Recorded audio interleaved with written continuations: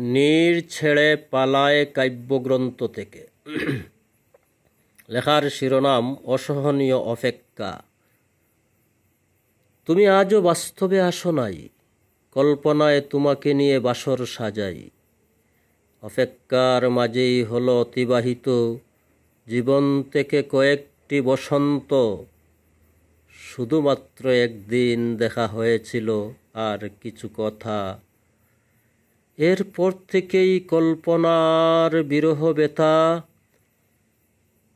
তুমি আমাকে জ্বালিয়ে পুড়িয়ে করেছ ছাই, তবু তোমার দেখা নাই।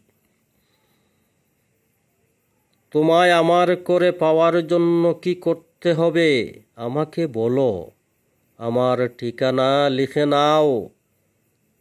আমি গৃহহারা, আমি গৃহহীন, সন্ন্যাসী নই, যাযাবর নই।